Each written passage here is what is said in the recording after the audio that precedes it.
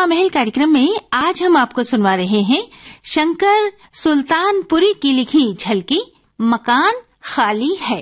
निर्देशक सतीश माथुर।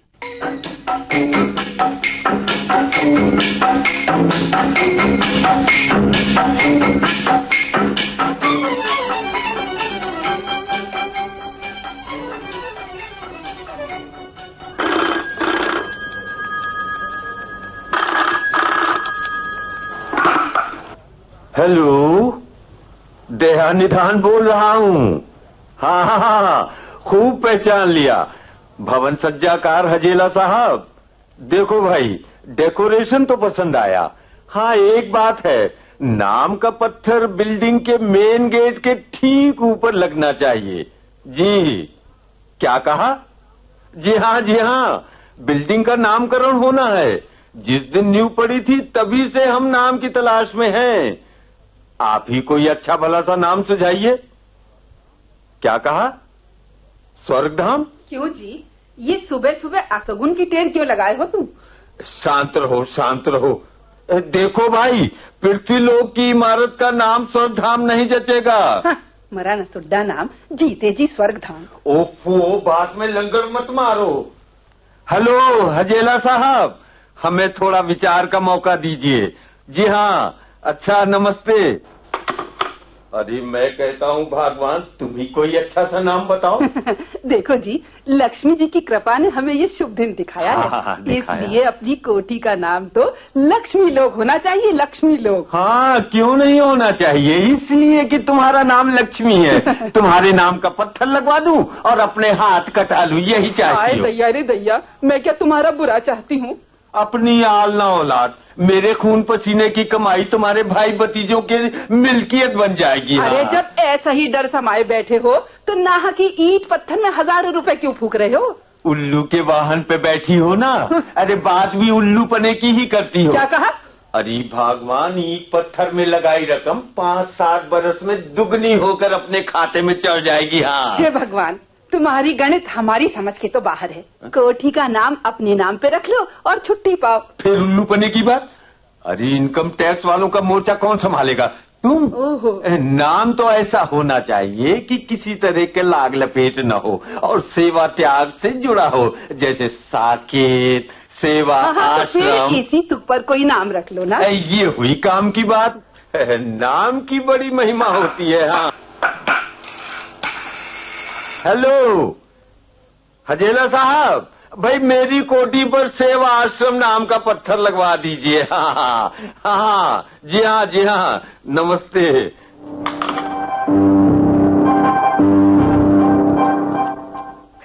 अरे मैंने कहा मुबारक हो दयानिधान जी। वाह, कोठी बड़ी शानदार बनाई। अभी ये देख के चला आ रहा हूँ। अरे कोठी क्या पेशकार साहब, कुटिया कहिए, कुटिया। अरे मैंने पहले ही कहा था कि मेरे मकान में जो किराएदार बनकर आया वो मकान मालिक बनकर गया है। हाँ। सो तो है। हाँ पेशकार साहब, इस मामले में मैं आपके मकान का शुक्रगुजार हूँ। और इसीलिए अब निश्चय किया है कि मैं इस शुभ मकान में आजीवन बना रहूंगा। लेकिन वो आपकी कोठी? अरे वो तो सेवा आश्रम है। मकान की समस्या से पीड़ित जनता जनार्दन उनकी सेवा के लिए है। अब प्रभु ने अवसर दिया है तो क्यों न सेवा कर अपना परलोक सुधारे। जंगाराम जी, ईश्वर आपका परलोक संवारे। अरे मैंने सोचा था कि भगवान ने दयानिधान को मकानदार होने का शुभ दिन दिखाया तो मेरा भी भला होगा। अरे राम राम, ये मेरे हाथों आपका कुछ अनभल हो रहा है क्या? ना, बात ये है कि मेरे बड़े बेटे का ट्रांसफर यहाँ के लिए हो गया है। अच्छा। अगर आप मकान खाली न करेंगे तो हमारे लिए रहने की समस्या हो जाएगी। उसे किराए का मकान ढूंढना होगा। अरे मुझे आपसे पूरी हमदर्दी है पेशकार साहब, लेकिन मैं आपके इस शुभ मकान से वंचित नहीं होना चाहता। दयानिधान जी, परोपकारी पुरुष अपने से अधिक दूसरे का शुभ चाहते हैं। आप ये क्यों नहीं मानते कि आपकी कोठी इस मकान से अधिक शुभ होगी? अरे आपका आशीर्वाद है तो जरूर होगी। कुछ जलपान मंगाऊं? अरे सुनती हो?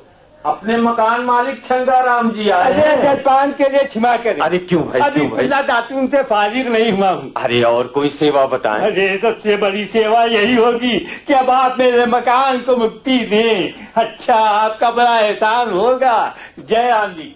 जय राम जी की। मुक्ति अपने बस में कहाँ है छंगाराम जी? अरे मैं पूछती हूँ गए। कैसे आए थे? अरे बुढ़ा घाक है, खाली मूली में मकान खाली करा लेना चाहता है। अरे कह दो 10 दिन और सब्र करें, हम अपनी कोठी में चले जाएंगे। हाँ चलिए आई खाम खा तुम वकालत करने। अरे कोठी में हम ही पसर जाएंगे तो तिजोरी का पेट कहाँ से भरेगा? अरे भगवान, आजकल बिना चढ़ावे के मकान कौन बकुआ खाली करता है? हमें निरा मिट्टी का लोंदा समझ लिया है क्या? ओहो, तो फिर मुझे क्या, खुद सड़ो और मुझे भी सड़ाओ इसी नरक में। हाँ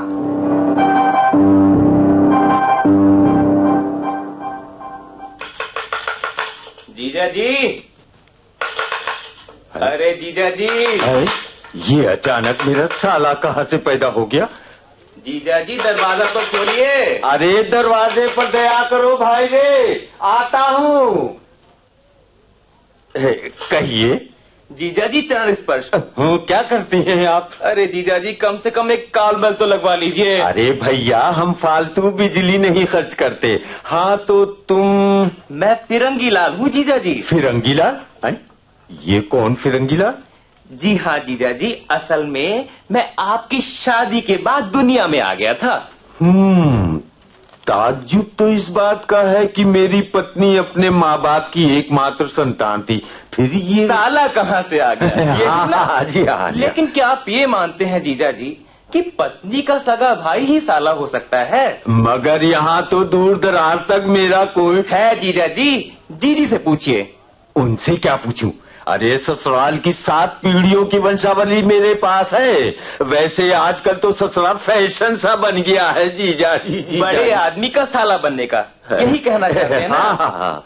खैर, मैं तो बड़ा आदमी क्या हूँ, लेकिन मेरा कोई साला वाला नहीं है। ये बात मैं दावे के साथ कह सकता हूँ। आप दावा हार जाएंगे जीजा जी। जीजी को बुलाइए, चट फैसला हो जाएगा। जीजी को बुलाइए, चट फैसला हो जाएगा। अरे वो तो गोमती स्नान को गई है। भैया तुम मुझी को रिश्तेदारी का सूत्र बता दो। देखिए, ऐसा है कि मेरी बहन की सहेली अच्छा आपकी पत्नी की सहेली रही हैं, और इस नाते इस नाते आप मेरे ब्रदर इन लॉ हो गए। और इसी सूत्र को अधिक मजबूती देने के इरादे से आपकी सेवा में आया हूँ जीजा जी। तो हुक्म करो, हम तो चाकर हैं, चाकर। ऐसा ना कहिए जीजा जी, चाकर हो आपके दुश्मन। आप तो लक्ष्मी के सपूत हैं, कुबेर के वंशज। अरे सब माया गोपाल की भाई रे, अब मतलब की बात बताओ। बात ये है जीजा जी कि आपकी नई कोठी हाँ खाली है, बोलो। तो मैं अपना परम सौभाग्य समझता हूँ। अरे साल भर से मैं इस वजह से घाटा उठा रहा हूँ और तुम इसे सौभाग्य की बात। ऐसा मतलब नहीं जीजा जी। अब आप ही बताइए, अगर आज कोठी खाली न होती तो साला जीजा मिलन का ये सुयोग कैसे बनता? Golden chance. ऐसा है जीजा जी कि वो कोठी मैं अपने उपयोग के लिए चाहता हूँ। आप जो पत्रम पुष्पम कहेंगे अर्पित कर दूंगा। अरे पत्रम पुष्पम तो देवी मूर्ति पर चढ़ते हैं भाई, भौतिक जग में तो करेंसी ही सच्ची पूजा है, करेंसी। राम राम राम, मानवता का लोप हो गया है। हाँ ये तो है जीजा जी, पर जीजा जी मैं भरपूर नैवेद्य चढ़ाने के लिए तैयार हूँ। आस्था बड़ी चीज होती है। ऐसा है कि तुम इतनी बड़ी कोठी का करोगे क्या? भाई तुम्हारा परिवार कितना बड़ा है? वैसे तो कुल 3 प्राणी का, लेकिन मैं आपकी कोठी का उपयोग जीजा जी एक बड़े परिवार को जिंदगी देने के लिए करूंगा। जरा समझा कर कहो भाई रे, समझा करके। मैं उसमें एक कारखाना लगाऊंगा जीजा जी, और इससे तमाम लोगों को रोजी रोटी मिलेगी। ये तो उत्तम विचार है भाई रे, बहुत उत्तम विचार है, मगर इसमें एक दिक्कत आन खड़ी हुई है। अरे कोई दिक्कत नहीं है जीजा जी, एक हाथ से चाबी दीजिए और दूसरे हाथ से चढ़ावा स्वीकार कीजिए। भाई रे, धंधे का गुर यही है, मगर दिक्कत तो कुछ और ही है। अरे ऐसी कौन सी दिक्कत है? अब आप क्या उसमें खुद रहेंगे बताइए? अरे खुद रहेंगे तो बैंक का लोन कौन भरेगा?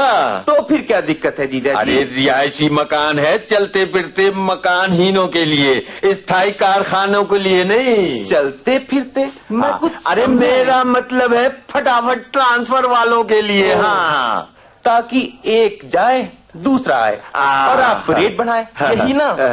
भाई रे, परमानेंट किराएदार से मकान खाली कराना और लोहे के चन्ने चबाना बरोबर है, बरोबर है। ओफो जीजा जी, आप कैसी बात करते हैं? मैं किराएदार कहाँ, मैं तो घर का आदमी हूँ। अरे बेशक बेशक, मगर धंधे में भाई भतीजावाद काम आता है कभी। भाई रे, मुझे तो इनकम टैक्स की पेशी में जाना है। अरे भाई, तुम्हारी जिज्जी होती तो तुम्हें मुंह जुठारे बिना न जाने देती। हाँ जी हाँ, जी मौजूद होती तो बात ही कुछ और होती जीजा जी। खैर, फिर किसी से मैं आकर उनका दर्शन लाभ करूंगा। अच्छा, अभी तो चलता हूँ। नमस्कार जीजा जी। सुख पाओ, सुख पाओ। हे भगवान, ये ससुराल नमक से नमक खाने के फिराक में था। 25,000 पगड़ी वाले को तो मैंने घास नहीं डाली, ये आए थे सालाबाद जमाने को।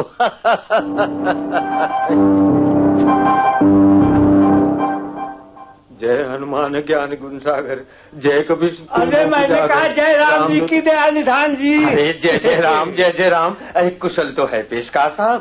अरे ये अपने साथ फौज फाटा ले। हाँ भाई, मरता क्या न करता। ये लोग मेरे मकान को आपसे मुक्ति दिलाने के लिए आए। यानी आप लोग और जबरदस्ती से? ना भाई ना, अरे कानून को हाथ में लेना जुर्म है। आपसे बाई फोर्स मकान खाली कराने का अदालती ऑर्डर हाथों हाथ ले आया। ये देखिए, तुम लोग खड़े क्यों हो? लाला जी का सामान बाइज्जत बाहर करो। अरे खबरदार, खबरदार। अरे मैं ये कहूँ, मेरी किसी चीज को हाथ मत लगाना। अरे पेशकार साहब, आपके इस नरक लोक में मैं बिल्कुल रहना पसंद नहीं करता। अरे तो भगवान ने आपको स्वर्ग सी कोठी दी है, उसमें भी राजी है। आपकी मेहरबानी से आज ही छोड़ दूंगा यह भागा मकान। हाय हाय, अरे लक्ष्मी, तुम्हें इसी विपत्ति काल में तीर्थ यात्रा पर जाना था। लाला जी घबराइए नहीं, हम मकान खाली करने में आपकी भरपूर मदद भी करेंगे। अरे आप बात आइए, ये मेरी पहली और आखिरी बात है। हाय मैं ठगा गया, हाय मैं ठगा गया।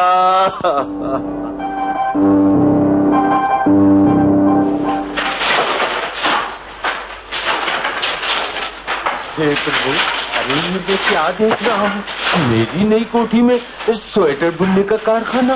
अरे राम राम राम, ये कौन घुसा आया, जरा देखूं। आपका प्रिय साला फिरंगी लाल। अरे मैं पूछता हूँ किसकी इजाजत से और क्यों? जीजा जी, परम पूजनीय लक्ष्मी दीदी की। आपने तो रिफ्यूज कर दिया था। हाँ। मगर जीजा जी, जीजी ने हमें खाना बदोश नहीं रहने दिया। अबे फिरंगी, तूने भाई बनकर मेरी स्त्री को ठग लिया। छी जीजा जी, भाई बहन को कभी नहीं ठगता। हम उन्हें 1,000 किराए का अदा कर चुके हैं। उसी से तो जगन्नाथ जी की यात्रा को गई हैं।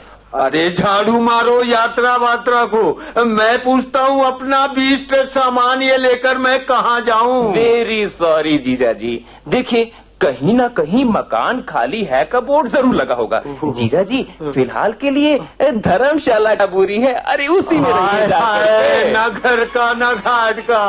अरे काश मकान खाली होता।